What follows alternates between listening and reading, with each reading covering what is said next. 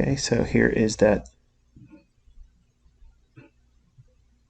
order block at 4099.50, and it's anchored on Thursday, May 4th at 6 o'clock in the morning, 6:15. We have a fair value gap here and a order block, which is the last two up close candles here. It hits that, trades down, comes right back up, rebalances at a volume imbalance, which is the difference between this candle's body and this candle's body. There's a separation there. It's not a technical gap in a definition by anybody else, but that separation is what I refer to as a volume imbalance. I saw an individual make a remark to me on Twitter a few days ago saying that he didn't agree with what I was talking about and said this is not order flow, and I know that. What you call order flow and whatever you refer to as order flow, maybe you think of it as contract volume, market profile. Maybe you're using the VWAP and point of control and all those things. To me, if those things help you, that's wonderful. But you're looking at things from a retail mindset. I'm not looking at things from a retail mindset. I'm looking at things algorithmically. These things are going to reprice to these areas because they're coded to do that. The market's going to go right into this little area, this little separation right there. Let me magnify that, okay? And I want you to see.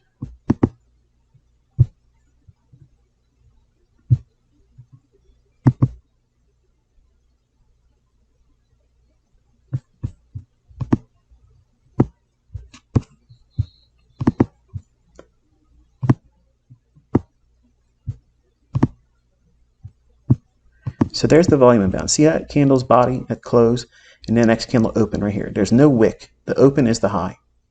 So that separation right there, that is a volume imbalance. That means that the algorithm has not offered, price to the marketplace efficiently between these two price points. So it's kind of like a micro fair value gap. That little area right there, okay, and there you go, micro fair value gap. There's going to be all kinds of people writing books on Amazon trying to get my information in print before my books come out, where my books will be completely intact with the logic. Everybody else will be talking about something that's going to be useless to them. But here you go. We have this thing here. Let me do the business where you do extend to the right. That way it'll be easier. So now when we drop back out, you can see how in that volume imbalance, the market reprices right there, boom. Now how that works, everybody that is impulsive, everyone that is new to trading, they don't generally use stop orders either for protection or for entry, and they very rarely use limit orders too. So what's the type of order they usually gravitate to most when they're trading? Buy it at the market, sell it at the market. And admittedly, I like to do this live. Sometimes I'll just go right in there and press the short at the market or buy at the market. And I'm doing that to kind of get as close as I can to what you as a neophyte, someone new that's never done the things I'm teaching, never implemented it before, or maybe never even had an engagement with price action. I use the market entry to get myself as close as I can to what you as a developing student would do if you were just starting out. So that way it gives me the opportunity to have what you might encounter where it's not as precise. Whereas if I used a limit order, and how would I use a limit order? Say if I wanted to sell short, okay? And I'm taking a great deal of liberty here because if it's the first time you ever watched me, it's going to seem perfect because it's hindsight, right? I'm pointing out the things that were obvious. Grant me the latitude to be able to do that here, okay? Because I promise you're going to see executions in the latter portions of this video. I promise you I pushed the button today. I promise you that it's really recorded, okay? I'll even show you the whole history, okay? But the point is this.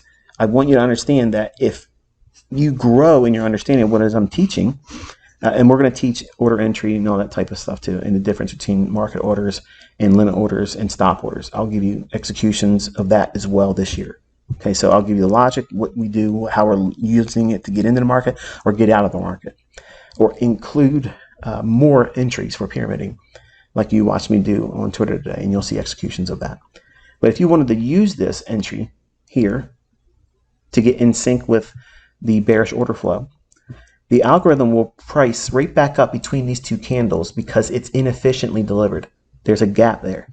So the algorithm is designed to offer to the marketplace efficiency in terms of both a constant continuum of buy side and sell side. In layman's terms, every price is offered at least 2 times. That means on the pass down, going down, and as the market goes lower, okay, once it passes through a particular price range or a particular price level, once it passes down going down, like it does here, it doesn't offer a body. So what the algorithm does, it sees that separation between these 2 time intervals. And the algorithm is constantly cycling from a higher time frame down to the lower time frame. And it's doing it in such a fine level of detail. It's looking for these little pockets, okay? And it's doing it so fast in terms of calculations, it's constantly going through a script. It's seeking these things. And what happens is the market, because there's participants always coming out wanting to do what? Market orders. So when the market's trading up here, at one time, this candle was just about to be in that little shaded area, but hadn't been there yet. So this was all a bold, bullish candle, green in my case here, but it hadn't got into that little shaded orange area yet. And then someone comes out and says, I want to buy or I want to sell at the market. And the algorithm simply jams the price that's being available to the marketplace to that order that it knows that there's a constant flow of what? Market orders, market orders, market orders. Oh, there's not that many market orders. Sure it is. As soon as an area of buy stops get hit, those buy stops become market orders to buy at the market. Whenever there's a pool of liquidity that has buy limit orders, those limit orders get triggered and they become what? Buy at the market. Just limiting how much they'll be willing to pay on the limit basis, but they immediately become at the market. See, it's what you have learned and how you've learned it that has skewed your perspective. And you think because you're using these retail ideas about order flow and you're looking at level 2 and you're looking at the depth of market and ladders and all that stuff. Look, I'm familiar with all that stuff. I've been around for a long time. I understand all that. Okay, I'm not trying to disparage against it. I've done it in the past, but I don't believe that's an advantage. It's not advantageous to anyone. If you believe it is, there's nothing wrong with that. But trying to go around with a sharp stick and say, you don't know what you're talking about, that's not order flow, you don't know what real order flow is. Because the depth of market and level 2 data, that can be spoofed. These things aren't going to be spoofed. The algorithm is absolutely going to go there and offer efficiency. So that's why you're seeing that. And that little movement just above it, that's because that price, on that closing price, to get that price perfectly, it has to go 1 tick above. So what's the closing price on that candle I have highlighted right here? What's the closing price? That's this one right here, okay? It's 41.01 and a quarter. So that means it needs to go to what price? 41.01.50. What's the high of that candle right there? 41.01.50. Hello. Sounds like Daddy wrote something. Yeah. So anyway, you have this order block. Okay, it also trades up into that, but it goes through the order block. How far can it go through the order block, ICT? Well, it's going to go right into that inefficiency right there. Now, that time of day, right here, the market trades up into 8:30 a.m. The news that comes out at that time today was what? Employment data. It was completely random, right? The market rallies up there and goes into that little section of price action and then consolidates right in here. And then starts to do what? Take a dive.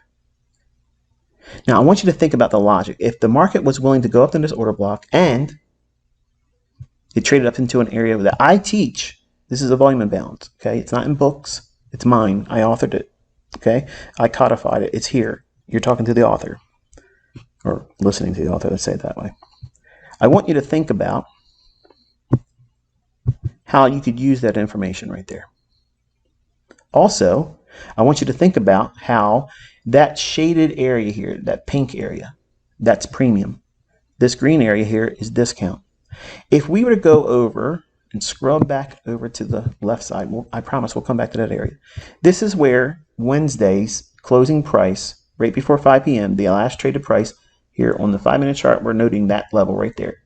And then it opened at 6 o'clock right down here. So the difference between that is what I call the new day opening gap. Now, when this forms, people that look for gaps, because I didn't invent a gap, the theory around my gap theory, okay, the idea of implementing the information that you can be using in your trading is not limited to, okay, we have a gap here, and as soon as the price goes right to there, that's it. Everybody else is done with it. The gap's filled. We're done. That's not me. I'm not retail. We don't have retail logic here. We understand how retail traders are going to view the marketplace. I teach you how large institutions and fund managers view the marketplace. So that way you can see how the algorithm cannibalizes them. So that way you're not surprised. You're not taken by surprise where the market does something like, what caused that? Wow, where did that come from? You're never going to hear me say that. That's why I'm very facetious all the time in my Twitter feed. And I'm being sarcastic a lot. Sometimes it doesn't come across because of a language barrier between you and I. You may be from another country and you may not be able to pick up on the level of sarcasm I have. But many of my tweets are trying to be dry humor. And I may not, it's kind of like dad jokes a lot for traders. But the idea is these things form and repeat. Now, there's also this March 5th, you see, I'm trying to move it so you can see it. March 5th, new week opening gap, and March 5th, new week opening gap low. So the high for that particular week is here, and the low of that, where it starts on Sunday of that week, on that 5th of March, and the previous Friday. So I think it would be like, what, March 3rd? March 3rd and March 5th. So the Friday and Sunday, respectively. The date is March 5th for the Sunday. Okay, so that level's highlighted here. That's why I have this template called New Week Opening Gap. So what I'm showing you is how to have these levels in your chart, but I want you to look real close. Without me saying anything, what do you see? You notice anything?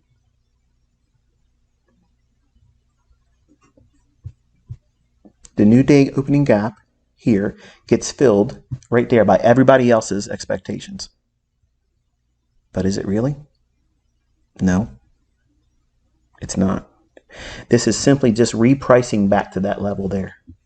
So between this closing price here and this candle's opening price, there has been really no trading except for these little wicks. This here and this here. Now below the candle, it's usually called a tail. And above the candle, it's usually called a wick. Sometimes I'll interchangeably use both, calling it both a wick. But technically, that's what you're going to see it as, a candle's tail and a candle's wick. There's a separation right there that has no trading at all. Wicks, I treat those as gaps as well. So in my mind, because the algorithm sees these wicks here the same way we, as humans, see that gap between this candle's low and that candle's high. So what does it need to do? It needs to pass through 2 times. What does that mean?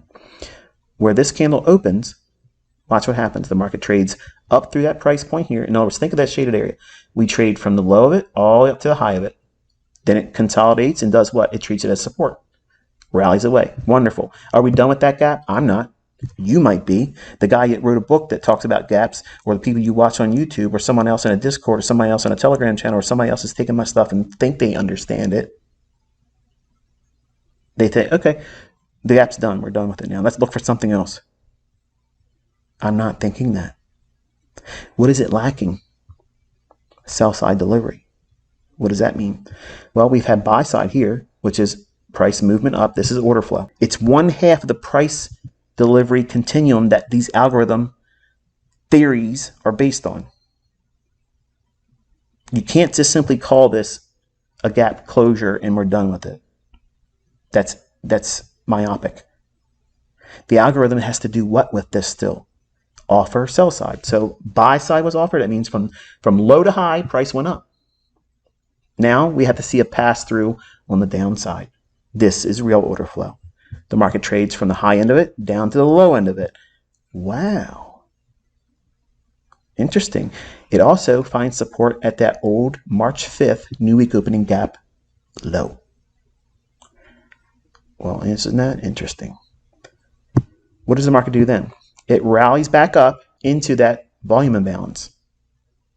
The market is bearish. Why do we know that and how do we know that? Well, ICT said to focus on 4068.75 and individuals on Twitter were saying, no way is it going to go there. Okay. It went there. But the point is this.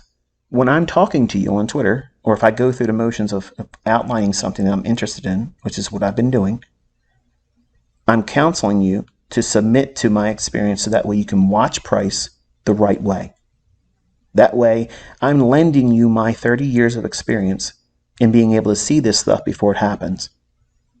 The concepts are mine. I codified them. I authored them. You can't use them correctly without me guiding you. So I'm pointing to specific things in Twitter or when I do live streams. And when the market gets a little bit cleaner, I'll be back to live streaming. But right now, Twitter's enough.